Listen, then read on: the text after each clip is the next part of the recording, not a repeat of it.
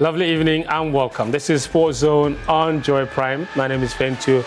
Tahiru Fentu. Coming up in the next 60 minutes, the horror show is finally over at Stamford Bridge. Chelsea have gotten rid of Graham Potter after nearly 7 months in charge. We will delve into what has been a horrible last few months at Stamford Bridge. Man United are also struggling. At one point, they said they were title contenders. Now, even top four is not assured. What has gone wrong for the Red Devils? Liverpool have not had it easy. Embarrassed by Manchester City, Arsenal still flying top of the Premier League table, but is the title race closer than ever? We'll delve into that. Also, Ghana Premier League. Ghana Stars handed a home ban after they attacked yet again players and officials of Tamale City following a Ghana Premier League match there. What's the future like? Tamale City have threatened reprisal attacks. Are our current punitive measures adequate enough? Detrimental to the game of football has been all of these issues of hooliganism. What are we doing to try and suppress that and deal with that? We will be delving into that. Kotoko, on the other hand, of course, have gotten a bit closer to the top. Now 7 points behind league leaders, Ghana Stars, with a game in hand. They can close that gap to 4 points if they beat Ken Faisal on Tuesday. That's how we'll wrap up here on Sports Zone. There is also boxing to come. Isaac Dogbe, he fell short in his attempt to become a two-division world champion, losing to Cuba's Robesi Ramirez. The question is, what next now for the Royal Storm? This show is live and interactive on social media. Send me a message. Use the hashtag SportsZone on Twitter. I will read those messages and share. We'll retweet them as well. Share as many of them with the rest of our viewers from across the continent as possible. The hashtag is SportsZone. That's actually my preferred mode of hearing from you. So get onto Twitter, leave me a message with the hashtag SportsZone. I'll retweet them, share them with the rest of our viewers. Alternatively, if you prefer WhatsApp, the number is 0551 57 57 57. It's really simple. 0551 57 57 57. This show is brought to you by Hunters, and we will take a very, very short break. When we come back, I will introduce my guest, and then we get our show on the road.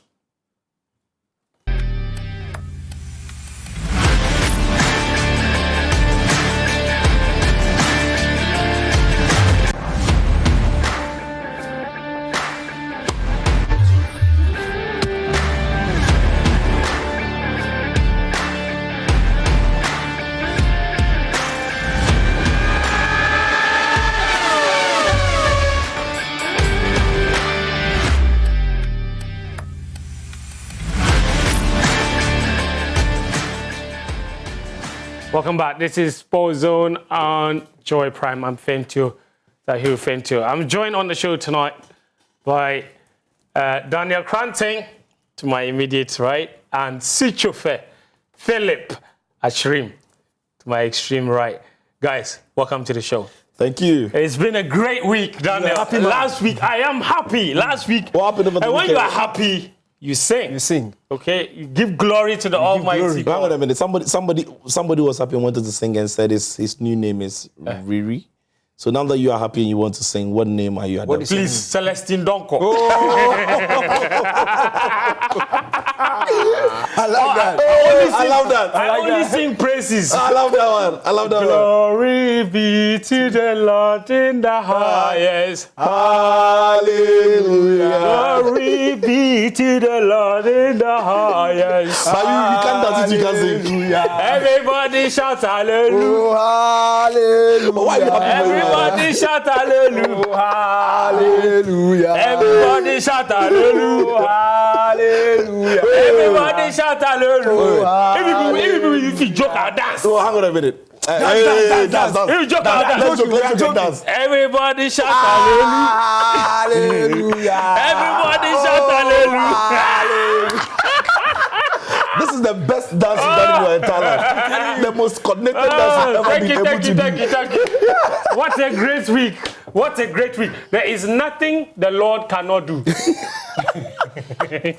There's nothing the Lord cannot do. The bad times are over. Daniel Cranton, the show is brought to you by Hunters. Tell us about Hunters before you proceed. You are fasting. Yes. You use your fasting period to pray for somebody's dad to lose his job. I have not prayed for somebody's dad to lose his job. Okay? Somebody's dad is doing a bad job for another person. So, it's another person's dad.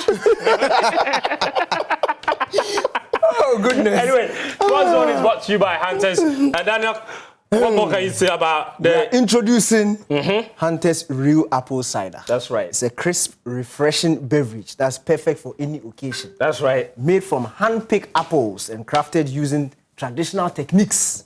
Hunter's Real Apple Cider is bursting with natural apple flavors and a hint of sweetness. A hint of sweetness. Hint. That's right. Unlike other ciders, Hunter's Real Apple Cider is made from 100% pure apple juice with no sugar or artificial flavors. Natural. Natural. It's a natural. Whether you're looking for a chilled, refreshing drink on a hot, sunny day or a warm beverage during the colder months, Hunter's Real Apple Cider is a perfect choice. All weather. Enjoy it on its own or pair it with your favorite meal like banku for a delicious and satisfying experience. Experience the true taste of real apples in every sip with Hunter's Real Apple Cider. That's right. It's got real apples. Real apples. Another quality product from Casa Preco. Thank For you. bulk purchase, call us on 026 235 1251. Thank you. All right, so thank you, Daniel. So, Sports Zone brought to you by Hunters. You heard it here on Sports Zone. Let's get the show rolling. Okay, over the weekend, Chelsea took on Aston Villa Football Club. They lost by 2-0 at home. It was a horror showing from the Blues and Graham Potter. Out of immediately joined Graham Potter's coaching staff. He's the man that has not been given the difficult task of leading Chelsea into tomorrow, Tuesday's Premier League game against Liverpool, as well as next midweek's Champions League first leg game against Real Madrid. So those are the facts laid bare for you.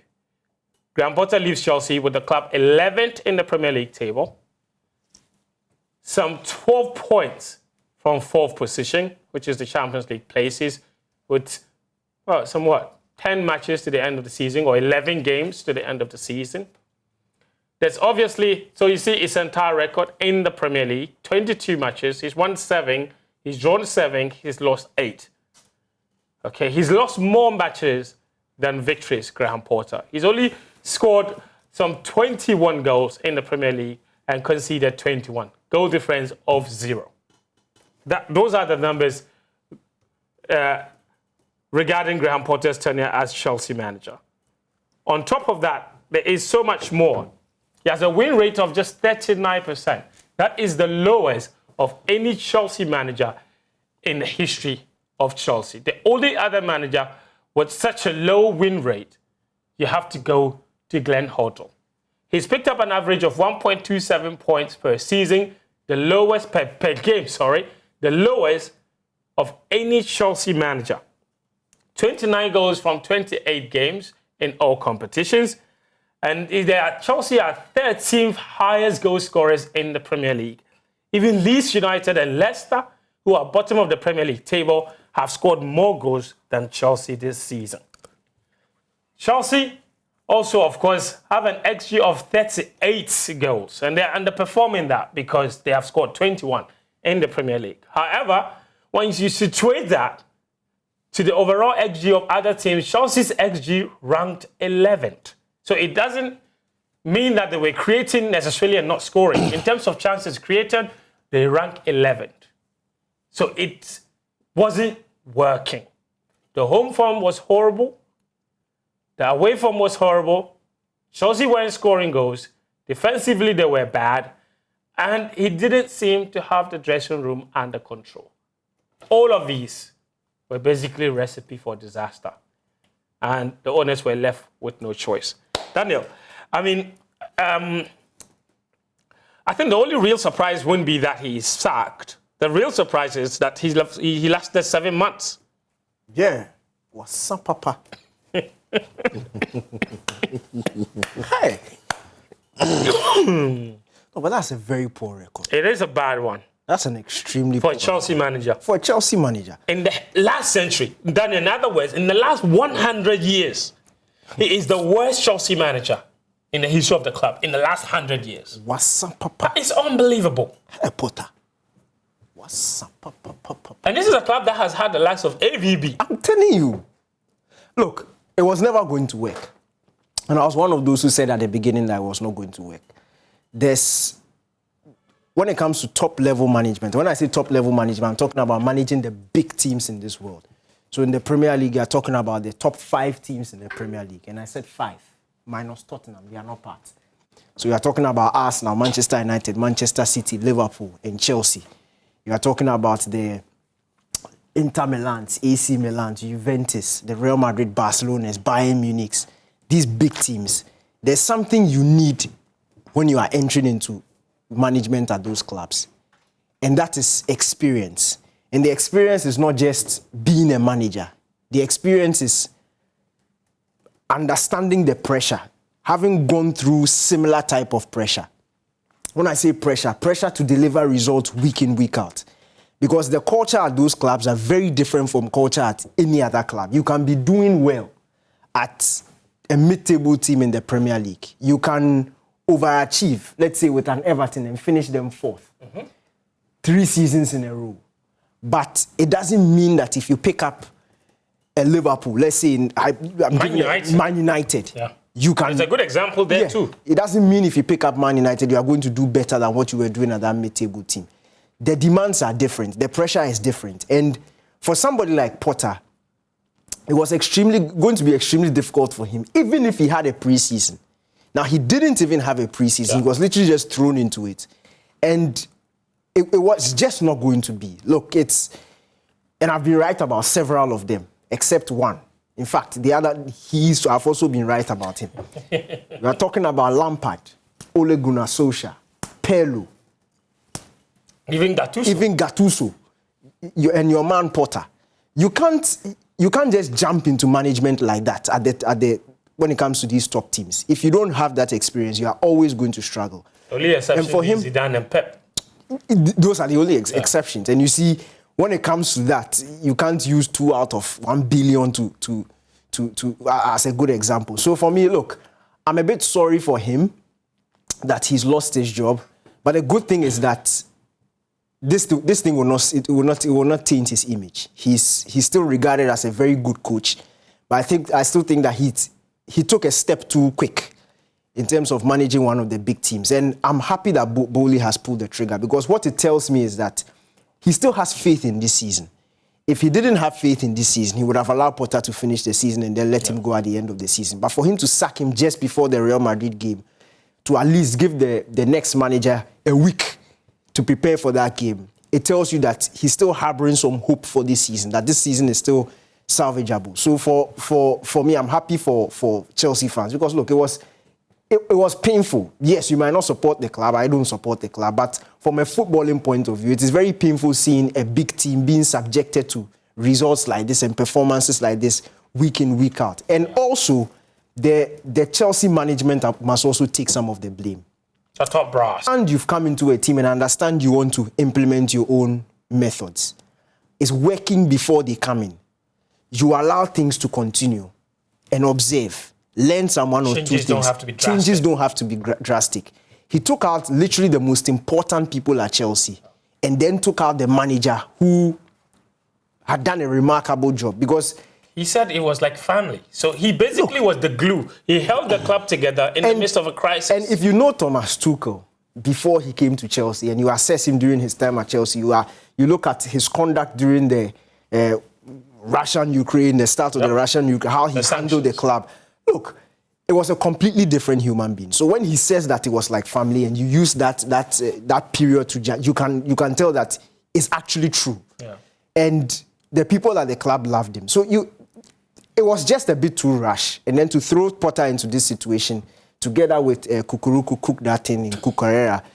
Look, it it's a bit disappointing, but I'm happy Potter is gone because Chelsea fans can finally have their club back, and hopefully Bowley hires the right manager to take this team forward. Situ, I mean, you have a lot of opinions, especially about why you think Potter hasn't necessarily succeeded. But I want you to narrow them for me. I have a plethora of reasons. Of course, maybe bloated squad didn't help. I just don't think he was a right fit for the club from the very beginning. So my personal opinion is that Abramovich would never have appointed Potter in the first place. So these managers, like Daniel said, they got it wrong right from the start. His team selection hasn't helped. Specifically referring to just the last game, where you had centre-backs like Bediashile and Chaloba on the bench, and yet you go and play Reece James as right centre-back and Cucurella as left centre-back with proper central defenders in the team. He didn't exactly put an imprint in the team in terms of identity. And Potter's teams, as we were made to believe, usually had an identity. Brighton played in a certain way. Ostersund's played in a certain way. Chelsea played anyway. Yeah, thank you. I think for Chelsea fans, they would have been disappointed for that time. But when you pull up those stats and those numbers again, as you saw, that 7 defeats, 7 draws. What, 7 wins, 7 draws, 8 defeats. Yeah. In what? How many games? 22. 22 games. That isn't a surprise when the name is Graham Potter. Those are his numbers. Yep. That's his standard. That is Brighton under Graham Potter. Perfect. Like, that is Brighton under Graham Potter. Yeah. At this time of the season, Chelsea are in 11th. At this time of the season, in any time under his tenure at Brighton, they'll be in and around 11th and 9th. Right? So Graham Potter as a coach, his form hasn't been a problem. He's actually been consistent. But at Chelsea, it is not good enough. You follow me? Yeah. So these numbers you see there won't work at a club like Chelsea, but it absolutely works at a club like Brighton. And so these numbers are not very different from what we've known Graham Potter to be, except that they are unacceptable at Chelsea. So it ties into what Daniel was saying. So the levels are different. Levels are absolutely different, and that is what draws me into the process of bringing in Graham Potter. I have said Graham Potter was one of the problems, or was a problem at Chelsea, but he isn't, or he wasn't the problem. Sure. The problem at Chelsea now is whatever the strategy, the plan is with the new ownership. The direction. Graham Potter, as you mentioned, have got style with his team because he's a system coach. Now, the young coaches who are coming up, most of them or all of them are system coaches. Pep Guardiola is a system coach. Potter is a system coach. Tuchel is not a system coach. He uses the materials he has and gets the best out of them. But Pep Guardiola needs a certain kind of materials to be able to play a certain way. Klopp is a system coach. Nagelsmann is a system coach. Graham Potter is a system coach. However, you wonder if the players who came through Chelsea, no matter how quality you think they are, were players he himself wanted to work with. So you're looking at Graham Potter who walks into a club, and from all indications, he doesn't have control over who comes to the club. Yeah. And he's gone into a club that is changing everything from what Abramovich's team looked like. Take it or leave it. When the Bullies and co came, they had to wipe everything Abramovich off the club. Yeah. The Americans had to wipe everything Russian off the club. So Peter Cech, everybody had to go. Then Todd Bowley assumed the technical director position. Throughout the entire transfer window, he made those signings. It was this time that he decided that Tuchel wasn't the man. He brought in Graham Potter. As you mentioned, even if Tuchel is going to be sacked by Abramovich, let's face it, Tuchel's team wasn't playing great at the time that he was sacked. That Chelsea team, there's a hangover for Chelsea fans from that Tuchel success in the Champions League to the Super Cup to the World Club Championship. But when the season started, Chelsea were nowhere near good under Thomas Tuchel. Right. But to be fair, they had only played, 10 games? In those 10 games that they had played, Chelsea were not playing well. They were not going anywhere. And in the Champions League, they were losing games. They just were not playing well. But Tuchel himself had his own personal problems. He had just gone through a divorce and everything. It was beginning to have a toll on him. So right? If a change had to be made, like you were establishing at the time, was Potter the guy? That is where the ownership comes in. Yeah. Now, at the elite level, there are many coaches at the elite level who are not going to agree to what the new Chelsea owners are doing in terms of the players they are signing, in terms of the length of contract they are giving them, the quality of the players they are bringing through the door. Because when you want a manager like Pep Guardiola, he absolutely needs control. A manager like Luis Enrique, he's going to play a certain way. You need certain kind of players.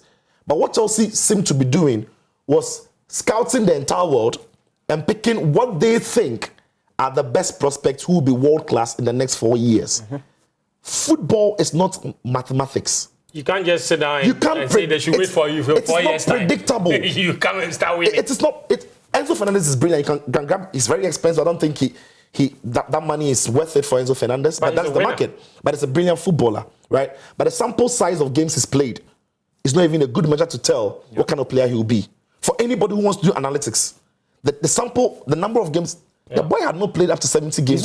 He's not even completed a single season. So the sample size is very, very small, right? Chukwuemeka, I mean, Madrid wanted him, Barca wanted him, scouting. It means he's talented. There are 3 players I don't know why they're being at Chelsea. Datro Fofana, Madueke. Datro Fofana, yeah, Madueke.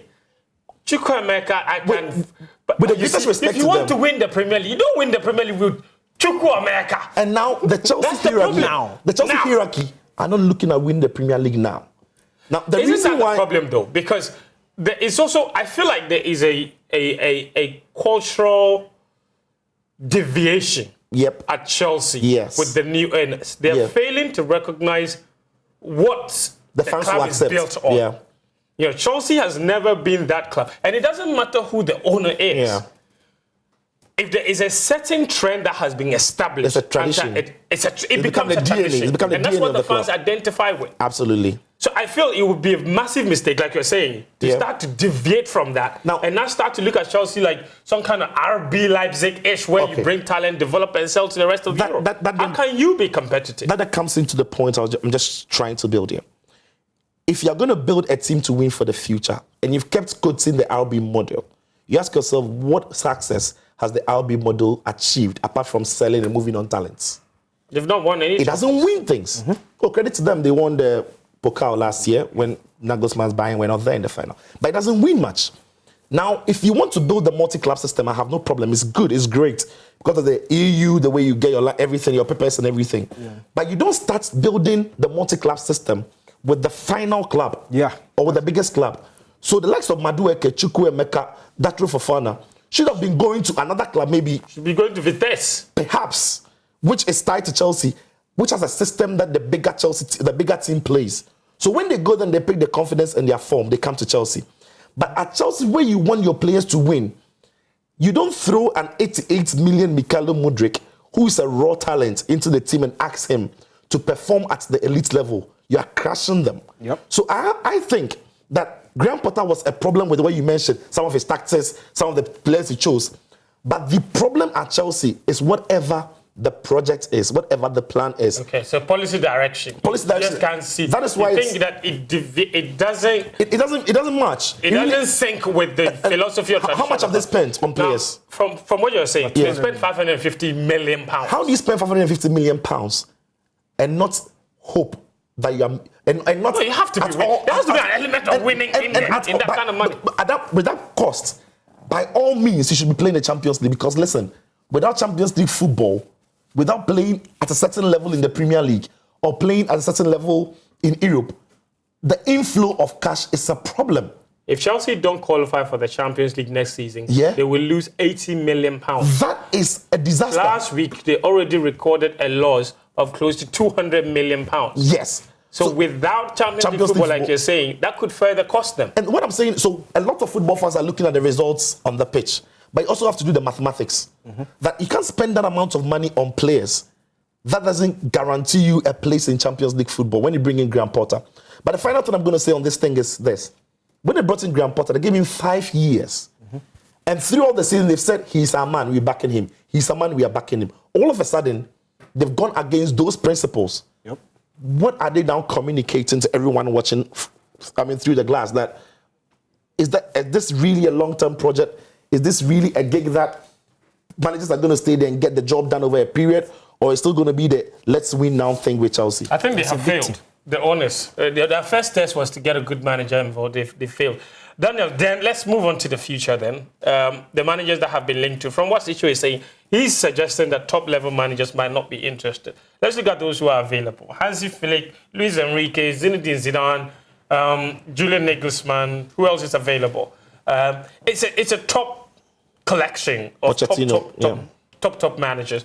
The understanding from all of the reports is that Chelsea are leaning towards a certain Julian Nagelsmann. My personal position, I'm not exactly certain, because yet again, I don't think he's a manager that immediately walks into that dressing room and commands an awful lot of respect. I don't think he's a big character, but I don't know what you think.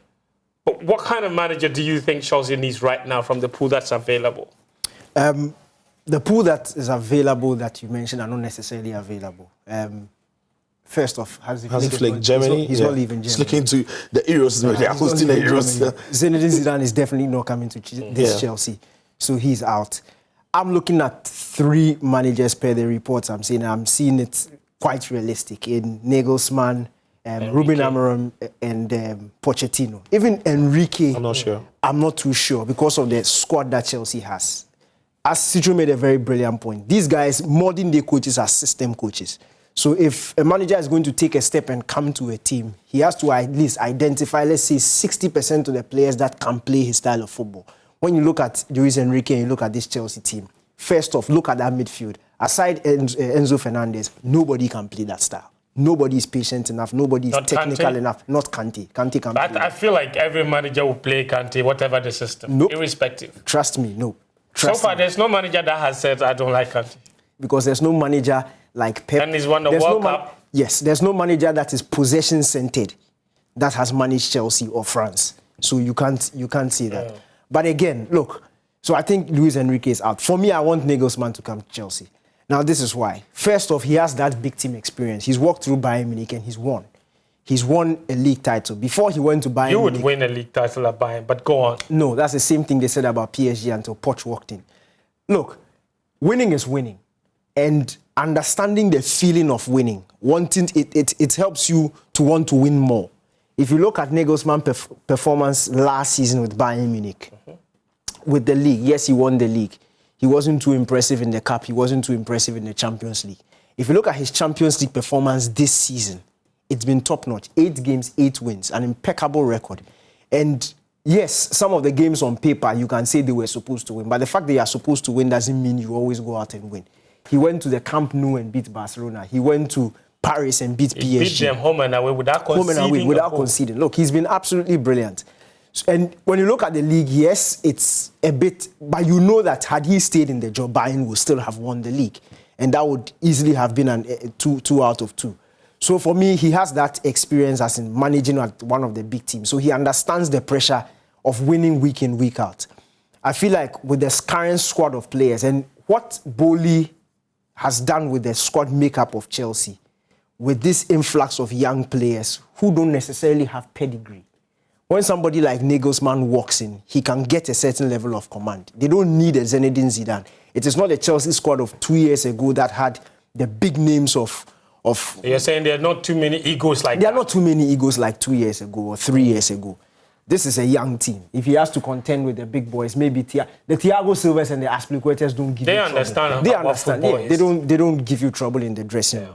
So I feel like this is a ripe team. It has exciting talent that Nagelsmann himself will love to work with. And when you look at the profile of, especially the Chelsea attackers, when you look at the profile of players, they are not the same, but you can find some 1 or 2 similarities in the squad that Nagelsmann worked with at Bayern Munich. So I just feel like he will look at this squad of players and the potential in this team, and he can succeed with this team. And again, he is 10 billion times an upgrade on Potter.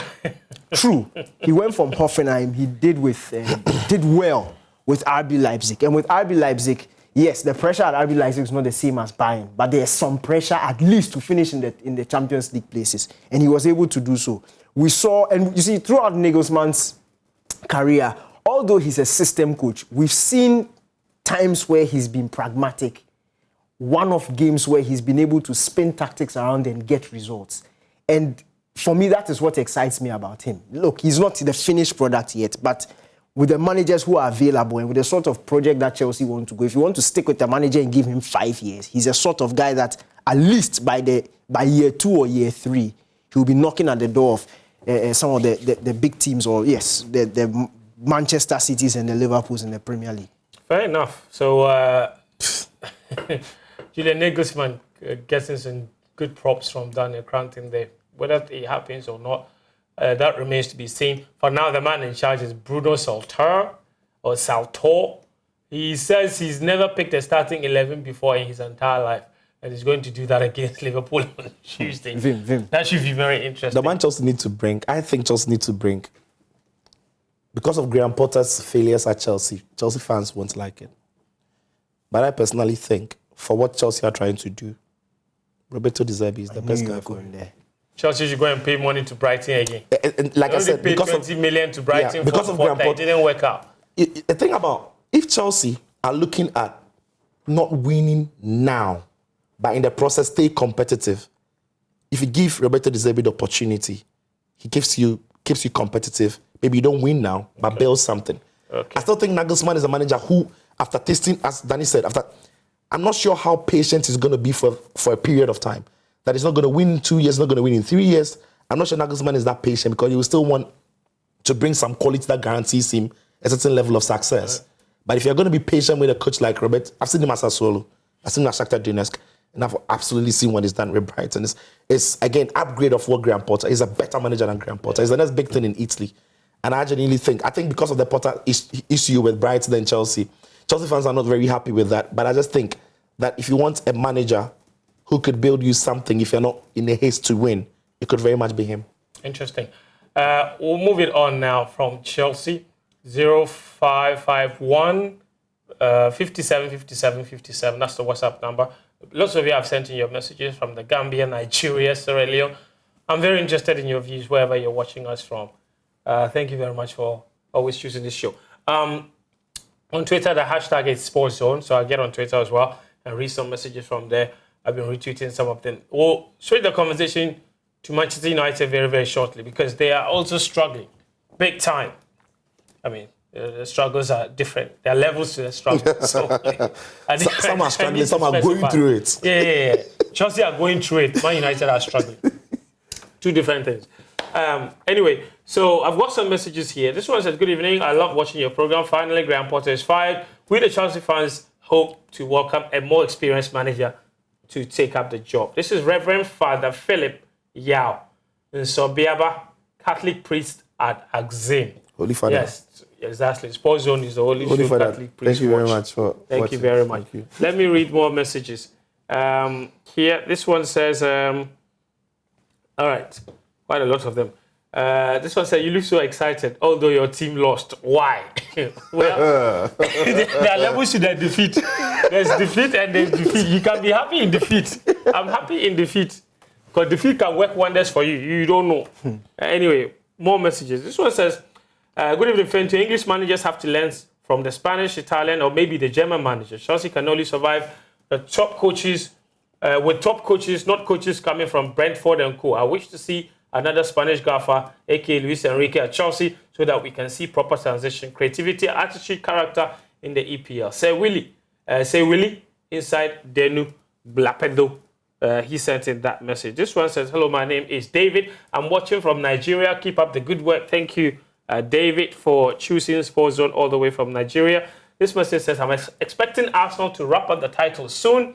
It's been a long time coming. Liverpool and Newcastle will join the current top 2 to play Champions League next season. Daniel Texan from Cape Coast. He says, your show is live and colored. This one says, Hearts of Oak and Chelsea are challenging each other. Wedu started the season for Hearts. He was sacked. Tuchel started the season for Chelsea. He was sacked. Matic was employed during the season. He was sacked. Potter was employed during the season. He was sacked. Now they are both coached by assistant coaches. Hearts of Oak equals to Chelsea. The only difference is Chelsea fans did not go to their training grounds to chase their coach away. So, but I get what you mean. Is he sacked? He's not sacked. He's still the coach. The club is posting pictures. This one says the way Fentu is happy. I'm sure if Chelsea beats Liverpool tomorrow, he will do a giveaway to fans. That's from Samson Komi in Ngwa. He's trying to sow a seed. Yes. He's trying to sow a seed. Please. Settle the trap for you. Please. Even if Chelsea lose tomorrow, the happiness will still continue. It will take a long time for this happiness to go away. This one says, good evening. My name is Black Dollar from United States of Ashaman. I'm really enjoying this program. More messages here. Good evening. Why are the Chelsea board now sacking Potter when he's already caused the damage? Because we can qualify for the Champions League again, but I'm the happiest person right now. Okay, we can't qualify. But as for Aduana Stars, we will welcome them to Tamale very well. Even next season, we'll wait for them. Yakim from Tamale. Yakim, don't do what I think you are planning on doing. The GFA has punished them. Let's respect the laws. This one says, good Potter is sacked even if he's not fit to coach women's team. Richmond from Kumasi. Richmond, women's football, only top coaches coach. And the fact that Graham Potter even agreed not to take all his severance package Because he knows he has. No, but it tells you about the character. Mr. Nice Guys don't coach elite He's teams. taking 13 million pounds. Yeah, but he should have taken a lot more than that. Yeah, but 13 million is not free. That alone, no, it is free. It's not free. No, he's actually dashed it to Chelsea. No, it's not. The guy signed a 5-year deal, could have been anywhere. They are supposed to pay him more than that. He has exit clauses. Yes, Yes, but he so agreed. you are not performing well. It's not. You have win rate of 39%. No, Fentu, make no mistake. It's not as if and give you more. It's not as if the 30 million is what he deserves. So Graham Potter agreed. That's what he agreed. Yeah, that's what the fact that he could have got more. If it was Conte or Mourinho, I'm saying he would have been until you find a new job. It would have been disingenuous for Potter. Why? To demand for more, like Daniel said, because he knows he shan't. But it's He contract. doesn't deserve it. But those you employed, they didn't know he shall. They didn't know. Good question. They didn't know. This one says, I'm already glued to my set. I can't wait to hear Daniel scrutinize Jordan and use assists. Hey, Jordan. Benaya doesn't have Jordan's assists. Do you? Anyway, Jordan any day. Nota in Kumasi with that message. This one says, Okay. Ike, the Chancellor from Kumasi Abrapo, it's unfortunate Chelsea have sacked Graham Potter at the time United are planning to pacify our supporters for that 7-0 loss at Anfield. But with or without Potter, we'll beat Chelsea 9-0 come 22nd April to redeem our image. All right. More messages. Jeff says, this Tamale City issue is becoming more or less touchy. In fact, what is the problem? What problem do we have with the Bono teams? Bafo Academy, then now Aduana Stars. Next will be Brekum Chelsea, and then Bechem and Instructor Man. Please let your panelists brainstorm on what may be the genesis and root of all this. Thank you, Jeff. 21 goals in 7 months for Porter. Please sack him again. This message doesn't have a name. This one, Kingsley from Doma West says, Milan kept Napoli mid for 90 minutes. I'm sorry, but Napoli should begin thanking their fans for helping them to the quarterfinals. Kingsley, thank you for your message. This one says, Alhamdulillah, the bad energy is now gone. Graham Potter is far gone. We have suffered enough. Abba Tajuddin from Tamale. He sent that particular message. Let me take one more. It says, we Chelsea fans wanted him to lose so he could be sacked before breaking our hearts. Man United were also in action. They lost 2-0 to Newcastle United. At some point, United were in a great vein of form, really. And Rashford was scoring for fun. Suddenly, okay. Nothing has changed. What Erik ten Hag has done brilliantly this season is to make Manchester United very efficient in moments. But in terms of the fundamentals, nothing has really changed. And I feel Man United's problem is a structural issue which is based on how they play. Okay. They don't really have a distinct identity. Under Ole, in the first, when he started getting the hang of things, his first 3 full seasons, where Man United posted some good numbers. I think they finished in the Champions League in 2 out of the 3 Finished second Finished second at a point. United was clearly a counter-attacking team. And when you looked at all the numbers, it suggested that they were very satisfied, sit back and counter. And in those seasons, when you look at their defensive numbers, pretty decent, because they were low blocking teams off and offensively being very efficient. But in Ole's last season, in Ole's Ragnick's season, they wanted to change it a bit and be more expansive. And in being more expansive, they were opening up and they started we started seeing the cracks in that defense. That's when people started saying Maguire is bad and this person is bad and this person is bad. Yes. But I kept on saying, and I know you remember, that the problem was not about personnel. That you will change the personnel and we'll probably see the same problems. Maguire and Lindelof are no more the centre-back pairing. Right. It's now Varane and Martinez. McTominay is not the starting DM along with Fred. It's now the almighty Casemiro. But let's look at the numbers. Last season, Man United were conceding 1.4 goals a game. That was the average. This season, guess how many they are conceding? 1.4. It's literally the exact same thing. But the difference between last season and this season is the efficiency in movements. That's what I'm talking about. So if Man United were playing, let's say, in 5 games, they concede 7 goals and score 5 last season. 4 out of those 5 games will end up in losses. Whereas this season, 2 are ending up in wins. The fundamental problems in terms of defense, but he's been able to get the team Tate play. Like De Jong, the player that will define his style in terms of proper possession-based football. Connecting attack to defense. When Man United players will now be very comfortable. Because you see, United structurally, they are all over the place this season. Even when they want to keep possession, even when they want to build from the back, they have players at the back who can do it. De Gea can't do it. And it's affecting Man United. But Ten Hag has been able to manage. That is why I take my hat off to him. He's a fantastic manager. Yeah. But the numbers this season are not the best. Even in offense, United are taking, in fact, in terms of, still on defense, 12.7 shots against Man United are conceding. And the league average is 12.5. Wow. I'm not talking about the league average for top half. I'm talking about when you put all the teams together. Yes. All the teams together. So the teams are averaging 12.5 shots against. And Man United, who is in 5th position, or let me say 4th position yesterday, were conceding 12.7. It means that Man United's defense is getting breached an awful lot. An awful lot. And that is more than the average. Yes, United has conceded the joint most in the top 8.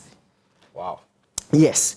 But United, when it comes to offense too, United have scored the 2nd least goals in the top 8. Newcastle is tied with Man United. But guess what? Newcastle has the best defense. And that is what you usually see. Where teams are very good defensively, they don't necessarily always score. But Man United is conceding and they are also failing to score goals. And that's why they have a goal difference of +4. If you remember, and just to say this, if Man United continues like this to the end of the season, defensively and offensively, it's literally going to be the same as what we saw last season. Could be worse, actually. And could be worse. Will they make top 4? Will they make top 4? Yes, they will make top 4 because Eric Ten Hag is in the boot.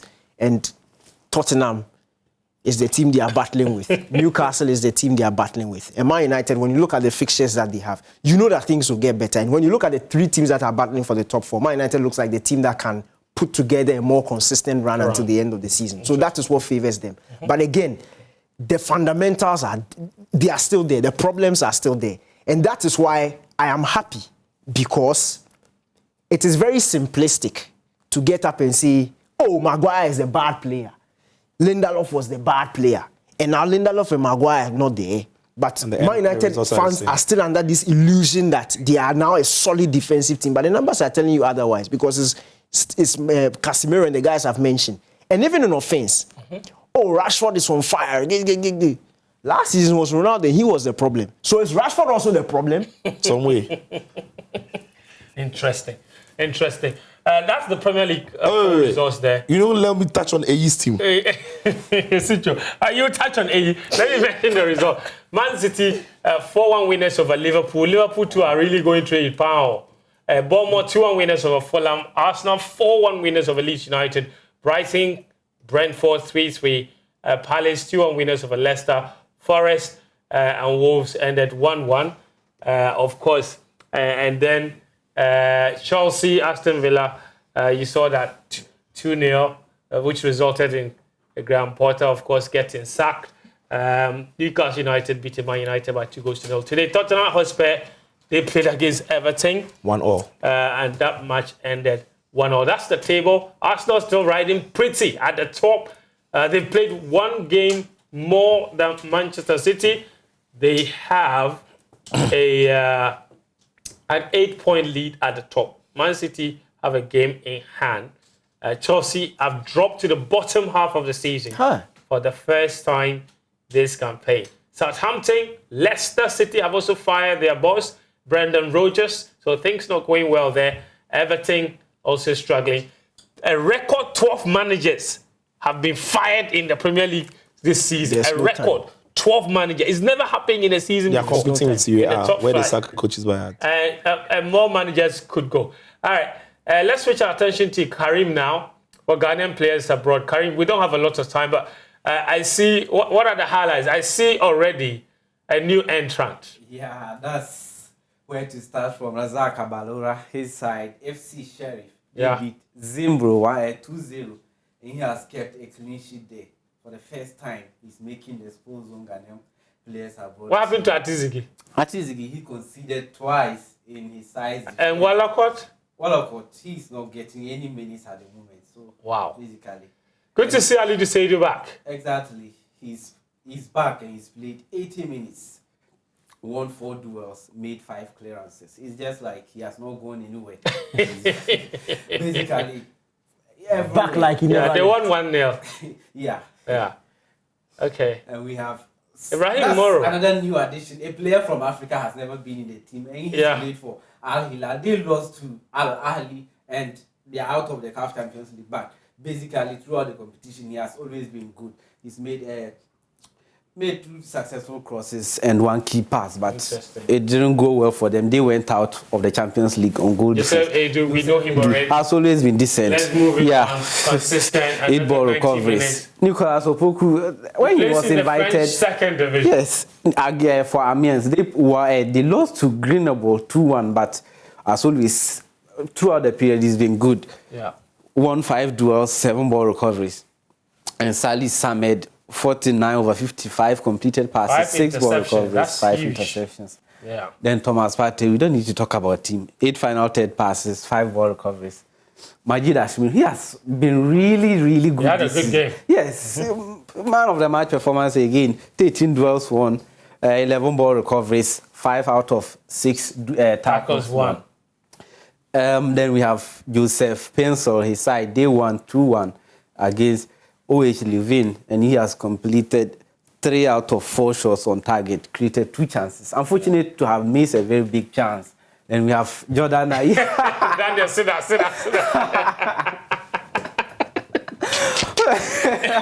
When He came off the bench to create impact. Yeah, when Kamal Diso came off the bench and inspired that draw against Tottenham, and I brought him. When Daniel wasn't very happy. Yeah, that wasn't Kamal Showa. That was Kamal Dean. Kamal Dean, sorry. Yeah. He did a really good job by assisting the winner. This is where Benaya should show us the assist. Benaya, where's the goal? Where's the assist? Okay. All right, let's move on. And Sneema, he was really good for the Black Meteors against Algeria. And going back to the club, they lost to Copenhagen 2-1, but No assist. no assist, but So only Jordan gave assist. Move it on, Karen. Yeah. Good for him. and this is the that's team 11. basically. All right. Abalora in goal, Edu, Opoku partnership, Ibrahim at the left, Salih, Ali Duseidu at right back, Partey, Salih's partnership, Ashimiru playing behind Norma, and Jordan and Pencil at the wings. Thank you very much, Karim. That's your Ghanaian players abroad. Let me take a couple of messages from Twitter, then I'll come to Sicho. He's got a very interesting comment. It says, Luke Fenn, Potter saw an opportunity at Chelsea and took it. What would the narrative have been if it had gone very well with him? The very plenty signings giving him overwhelmed him. Thank God he's relieved now in another dimension. That message is from B. Bright Jr. on Twitter. I'm reading these messages from Twitter. PZ, he says, Eric Ten Hag has no other plan when Casemiro is not in the team. How is he playing McTominay up front ahead of Bruno and Sabitzer? Because he scored in the international break. That's an interesting question. 7 Oxygen, he says, Blue, I am the happiest man in Chelsea right now. Gambero Roland, he says, hello guys, watching Azidogbe box is really depressing. His movements is horrendous, punches are weightless, and his defensive abilities shambolic. He's lucky to last the entire Tour of France. He should retire fast. Nana Bafo just says, I'm enjoying Sports Zone from Kumasi, and he takes a big picture of his TV from his living room. So did Nicholas Brown. He says, I'm enjoying my Monday night with the guys as the guys are doing their thing. Lots of messages on Twitter. Gato Reinhardt, it says, Sister, sorry, we were hungry for the wins. We are hungry for the wins at the moment. No matter my questions. Sister, briefly, I know you wanted to comment on Anthony. No, Anthony, Manchester United. Can you, Man United? Yeah, Man United. Yeah, you have 30 seconds. You see, the Man United problem is actually intertwined with their success in some cup games. Okay. So when you shift your focus from what they are doing in the league, which is not good enough, you have a feeling like, they are doing some great work. They've won the Carabao Cup. They're in the Europa League. But the truth is, that shouldn't really be their level, but that is where they are playing. Yeah. That's also where they've sunk to. They are doing decent in FA Cup, but cup games are different from league games. And I've said it before, and as Danny said, United are competing now with Spurs and Newcastle. If Chelsea and Liverpool were playing anywhere near their real levels, this United team is probably out of the top four, seventh, sixth. So the numbers are very much the same as last season. Yeah. And last season, they were nowhere near getting into those places when they were that poor. Okay. But this season, they are there because some of the standards have really dropped. So United have still got a lot to do. And next summer is going to be huge for Eric Ten Hag. I do hope that for United fans' sake, in the cup runs, he can win them to bring, or he can win another cup to bring the winning factor and the winning formula back to the good feel factor back to the club. At the moment, structurally, fundamentally, the club is not set. All right, that's our show for today. Thank you very much, all of you, for tuning in. The Isaac Dogbe conversation, we'll have it another time. And for Eternal Stars, the punishment is you won't be playing games at home. The Tamale fathers, I'll just tell them.